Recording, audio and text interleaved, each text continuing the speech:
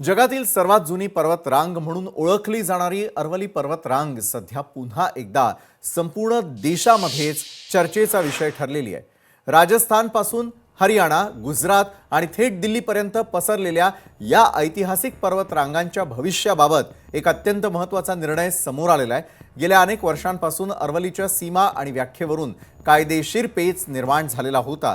मात्र आता या वादावर पडदा पडण्याऐवजी वाद आणखी वाढण्याची शक्यता आहे। त्यामागचं कारण म्हणजे केंद्र सरकारने अरवली पर्वतरांगांच्या संदर्भात केलेल्या नवीन शिफारशींना सर्वोच्च न्यायालयाने मान्यता दिलेली आहे। भारताचा नैसर्गिक वारसा आणि पर्यावरणाचं रक्षक मानल्या जाणाऱ्या या टेकड्यांची नवीन व्याख्या स्वीकारल्यामुळे आता अरवली क्षेत्रातील उत्खनन आणि संरक्षणाबाबतचे नियम अधिक स्पष्ट होणार आहेत। तर काय आहे अरवली संदर्भातील नवीन व्याख्या, ती आता आपण पाहणार आहोत।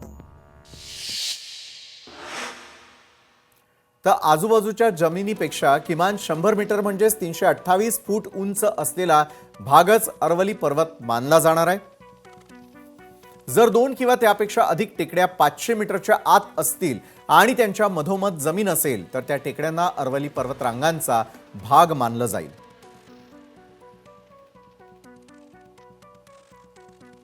ही असेल अरवलीची आता नवी व्याख्या।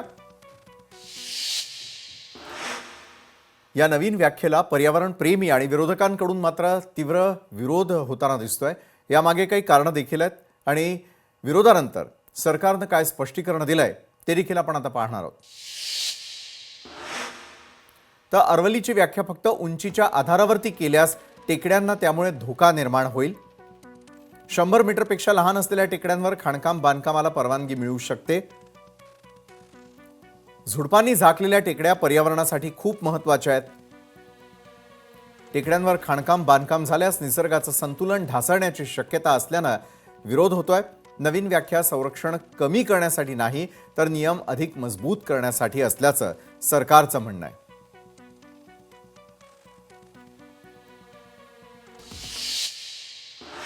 एकूणच अरवली पर्वतरांगांबाबतच्या नवीन व्याख्येला का विरोध होतोय हे तुमच्या लक्षात आलं असेलच। तर आता अरवली पर्वतरांगांचं महत्त्व नेमकं काय आहे ते देखील आपण समजून घेणं अत्यंत आवश्यक आहे।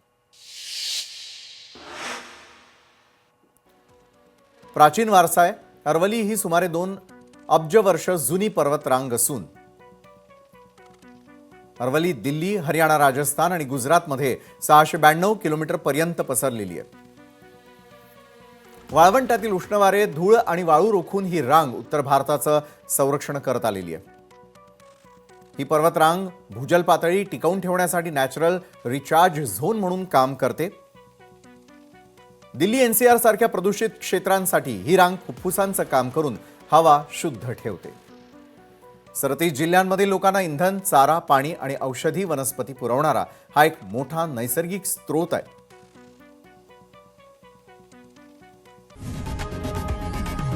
लोकशाही मराठी ऐका, पहा, जागरूक रहा।